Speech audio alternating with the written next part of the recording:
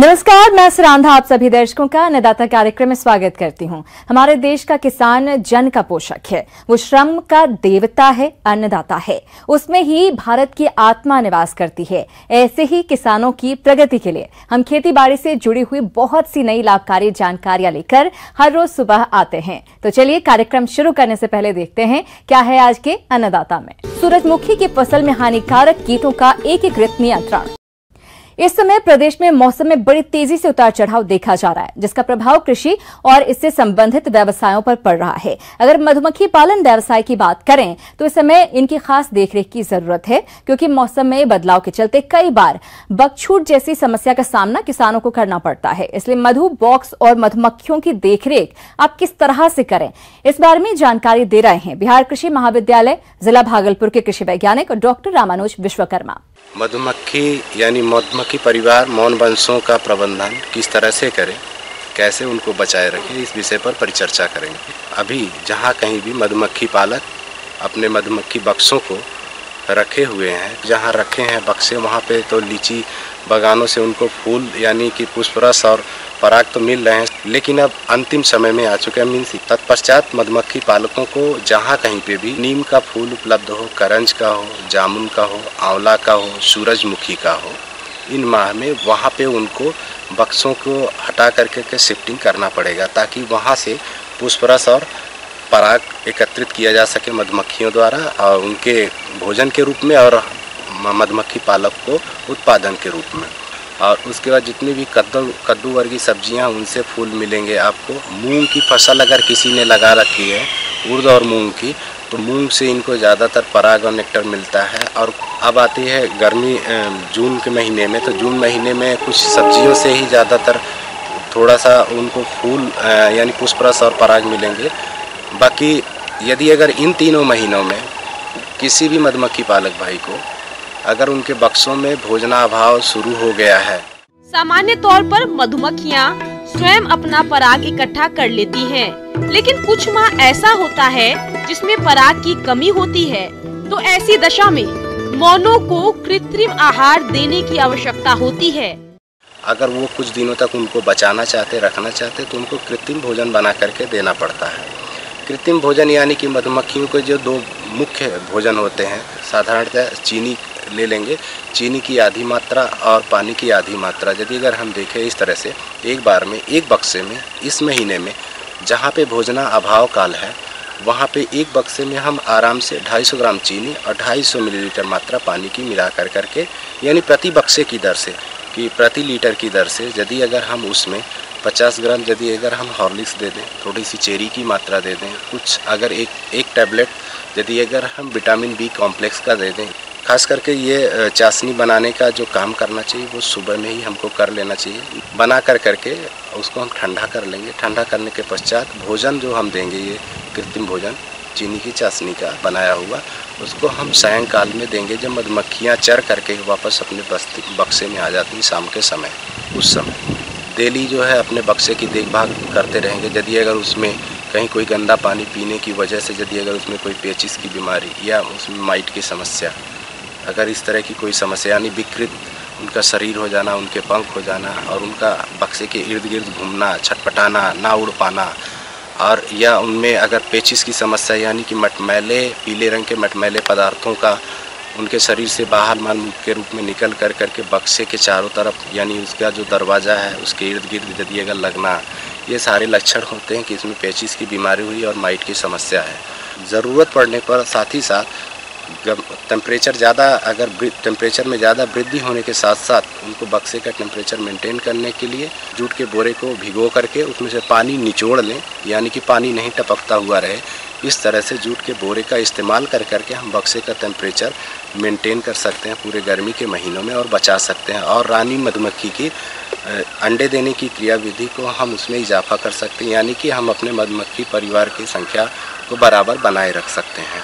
इसके अलावा होता क्या है कि इन सब के अलावा बहुत सारे इनके समुदाय से आने वाली जंगली मधुमक्खियाँ, बर्रे जिसको हम बिरना बोलते हैं, चींटी, छिपकली, मेढक इत्यादि, ये सब का भी आक्रमण होता है। ये सब भी इसी समय जब भोजनाभाव काल में इनको भी अगल बगल अपने जहाँ पे मधुमक्खी बक्से हैं वहाँ पे कुछ नहीं खाने पीने को मिलता है, तो ये इनके भी कॉलोनी में इनके बक्सों में अटैक करते हैं, आक्रमण करते हैं। तो इनसे भी हमें बचाना है। इनसे बचाने के लिए हमें बचाने के लिए इनसे एक क्वीन गेट एक संरचना आती है महीन जालीदार, जिसमें से सिर्फ श्रमिक मधुमक्खियाँ ही बक्से के बाहर निकल सकती हैं और उनसे अन्य कोई शत्रु जल्दी प्रवेश नहीं कर पाते हैं। या तो हम उसका उपयोग कर सकते हैं और दूसरा या तो उनके दरवाजे पर, बक्से के दरवाजे पर एक लंबी सुरंग जैसी संरचना बना देते हैं लकड़ी की या पाइप की, जिससे वो सिर्फ श्रमिक मधुमक्खियाँ ही अंदर बाहर जाती हैं। बाकी जो जंगली मधुमक्खियाँ होती हैं अंधेरे को नहीं पसंद करती, इसलिए उन सब से बचाया जा सकता है। स्वच्छ पानी, स्वच्छ एवं ताज़े पानी की हमें बक्से के इर्द गिर्द अपने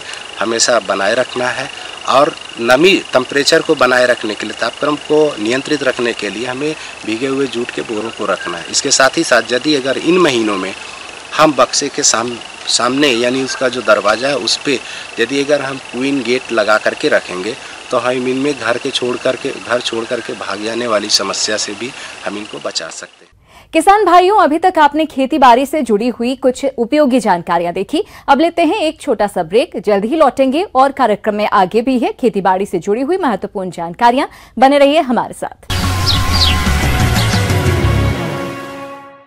ब्रेक के बाद आप सभी दर्शकों का अन्नदाता कार्यक्रम में स्वागत है। चलिए अब रुक करते हैं अगली कड़ी की ओर।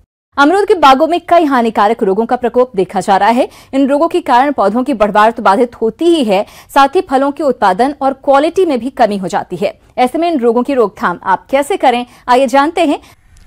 नमस्कार किसान भाइयों, जैसा कि हम सब जानते हैं कि अमरूद एक बहुत ही महत्वपूर्ण फल है और इसमें जो खास समस्या आती है जिसे हम उकठा रोग कहते हैं, ये उकठा रोग फ्यूजेरियम विल्ट के कारण होता है। और यह समस्या अमरूद के फसल में सबसे शुरुआती समय जो इसको जो पहली बार देखा गया था वो लखनऊ में 1935 में इसको पहली बार देखा गया था। यह मिट्टी से होने वाला रोग है। उकठा रोग फ्यूजेरियम फंगस से फैलता है। यह भोजन के साथ पेड़ की जड़ों के अंदर प्रवेश कर जाता है और भोजन नलियों को जाम कर देता है, जिससे पेड़ के ऊपरी भाग तक भोजन नहीं पहुंच पाता और पेड़ सूख जाता है। अमरूद के उत्पादन में यह सबसे बड़ी समस्या है। इसमें शाखाएं ऊपर से सूखनी शुरू हो जाती है और पूरी सूख जाती है। बाद में पूरा पौधा सूख जाता है। यह रोग वर्षा ऋतु में सबसे अधिक देखा जाता है। उकठा रोग उन क्षेत्रों में भी अधिक होता है जहां जल भराव की समस्या लंबे समय तक बनी रहती है। इसमें जो होता है कि शुरुआती जो इसके लक्षण हैं, पत्तियां पीली पड़ने लगती हैं, किनारों से मुड़ने लगती हैं और उसके बाद ये धीरे धीरे झड़ जाती हैं। ज़्यादातर इसका प्रकोप हम लोग देखते हैं जो स्थापित फल बाग हैं, जो पेड़ पुराने हो चुके हैं, उनमें अगर किसी एक पौधे में इसका प्रकोप शुरू होता है तो यह धीरे धीरे पूरे ऑर्चार्ड को नष्ट कर देता है। तो ये इतना खतरनाक है बीमारी ये कि आपके पूरे फल बाग को ये उजाड़ देता है। तो इसलिए किसान भाइयों को ज़रूरी है कि जब ये किसी एक दो पेड़ में इसको देखें तभी इसके लिए प्रयास करना शुरू करें कि ये उनके पूरे फल बाग को नष्ट ना करे। पौधों में रोग लगने पर इसका कोई निदान नहीं है, लेकिन ट्राइकोडर्मा विरिडी को गोबर की खाद के साथ मिलाकर खेतों और पेड़ों की जड़ों में प्रयोग करने से इसका प्रकोप कम किया जा सकता है। आमतौर पर ट्राइकोडर्मा विरिडी की 5 किलोग्राम मात्रा को 40 से 50 किलोग्राम गोबर की खाद या वर्मी कंपोस्ट के साथ मिलाकर उसमें हल्का पानी सींचकर प्लास्टिक की बोरी से 10 से 15 घंटे तक ढक देते हैं और उसके बाद थैलों और पौधों की जड़ों के पास इस मिश्रण को डालते हैं। इसके लिए तो सबसे पहले किसान भाइयों को करना होगा कि वो अपने फल बागों की साफ सफाई पर ध्यान दें और जो पेड़ की टहनियाँ सूख रही हैं उनको काट छाँट कर हटा दें, मिट्टी में दबा दें या फिर जला दें, जिससे कि जो रोग फैलाने वाले जीवाणु हैं, विषाणु हैं, वो दूसरे पौधों को आक्रमित ना कर सके। और पेड़ के चारों ओर रिंग बनाएं, घास खरपतवार हटा दें और रिंग बनाकर मिट्टी का उपचार करें। मिट्टी का उपचार करने के लिए वो कार्बेंडाजिम 2 ग्राम और 1 लीटर पानी में उसका घोल बनाकर मिट्टी में स्प्रे करके मिट्टी के जो हम लोग रिंग बनाए हैं एक पेड़ के चारों ओर, उसको मिट्टी उपचार कर दें। और इसके साथ साथ अगर नए अमरूद के बाग लगा रहे हैं तो उसमें गड्ढों को फॉर्मलिन से उपचारित करें। फॉर्मलिन से उपचारित करके उसको 3-4 दिन के लिए ढक दें। उसके बाद उसको ढक दिए हैं हम लोग गड्ढों को, उसको खोलकर 2 हफ्ते के बाद उसमें पौधों को लगाना चाहिए। इससे मिट्टी का उपचार हो जाएगा और चूँकि ये मिट्टी जनित बीमारी है उसको हम फैलने से रोक सकते हैं। और जो स्थापित फल बाग हैं जो अमरूद के उकठा रोग के कारण नष्ट हो रहे हैं, उनका उपचार करने के लिए आप मिट्टी के चारों ओर रिंग बनाकर उसमें चूना डाल सकते हैं और जो नीला थोथा वो भी आप मिट्टी में मिलाकर मिट्टी का उपचार कर सकते हैं। इस रोग से बचाव के लिए अमरूद की उकठा रोग रोधी किस्मों का चयन करें। यह रोग मिट्टी जनित है, इसलिए पौधा रोपाई के पूर्व मिट्टी को फॉर्मलिन दवा से निर्जीवीकृत करना चाहिए। अमरूद के बागों में अधिक समय तक पानी का जमाव नहीं होने दें। बरसात के मौसम में पौधों के तनों के पास मिट्टी अवश्य चढ़ा दें। साथ ही मिट्टी जांच के आधार पर संतुलित मात्रा में उर्वरकों का प्रयोग करें। पेड़ के चारों ओर मिट्टी की खुदाई करके जो हमने रिंग बनाया है उसमें हम मैनकोजेब का भी छिड़काव कर सकते हैं। ये सारी दवाइयाँ हैं जो अमरूद के उकठा रोग में उपचार में काम में लाए जाते हैं। आगे और भी है खेती बाड़ी से जुड़ी हुई बहुत सी रोचक जानकारियां, पर यहां पर रुकेंगे एक और ब्रेक के लिए। जल्द हाजिर होते हैं। ब्रेक के बाद एक बार फिर आप सभी का अन्नदाता में स्वागत है। बढ़ते हैं अगली प्रस्तुति की ओर। प्रदेश के जिन किसान भाइयों ने सूरजमुखी की खेती की है उनकी फसल इस समय बढ़वार की अवस्था पर है और अभी मौसम में हो रहे उतार चढ़ाव के कारण फसल पर कई हानिकारक कीटों का प्रकोप देखा जा रहा है जो कि इनकी बढ़वार को बाधित करते हैं। इसलिए समय रहते किसान इन कीटों का समेकित नियंत्रण किस तरह से करें, इस बारे में बता रहे हैं बिरसा कृषि विश्वविद्यालय जिला रांची के कीट वैज्ञानिक डॉक्टर दीपक कुमार जायसवाल। सूरजमुखी एक बहुत ही महत्वपूर्ण फसल है जिसमें 38 से लेकर के 52 से 50% तक जो है उसमें तेल पाया जाता है। इसमें विभिन्न प्रकार के रोग और कीटों का प्रकोप रहता है। तो आज हम कीटों की बात करेंगे। कीट में भी इसमें अनेक प्रकार की इल्लियाँ लगती हैं, जैसे चने की इल्ली हो गई जिसको कि हम हेड बोरर भी बोलते हैं, उसके सर को ये खा जाता है। उसके अलावा इसमें कटुआ रोग लगता है, इसमें तंबाकू की इल्ली लगती है, पत्तियों को खाने वाली इल्ली लगती है और इससे हमारे किसान भाइयों को बहुत परेशानियों का सामना करना पड़ता है, जिससे इसकी भी कम हो जाती है। तो इससे बचने के लिए आज हम इसके प्रबंधन के बारे में बात करेंगे। यह इल्ली मुख्यतः क्या करती है कि सबसे पहले पत्ती के निचले सतह पर रहती है और यह उसका रस चूस जाती है और उसके साथ ही उसका जो फूल का ऊपर वाला हिस्सा होता है जिसको सर बोलते हैं उसको ये खा जाती है और इसकी वजह से उस पे नमी आ जाती है, उस पे कवकों का भी प्रकोप बढ़ जाता है। सूरजमुखी की फसल तिलहनी फसलों की प्रमुख फसल है और इस फसल में कीटों का प्रकोप अधिक होता है और किसान इन कीटों का समय से नियंत्रण नहीं कर पाते हैं और उनको नुकसान का सामना करना पड़ता है।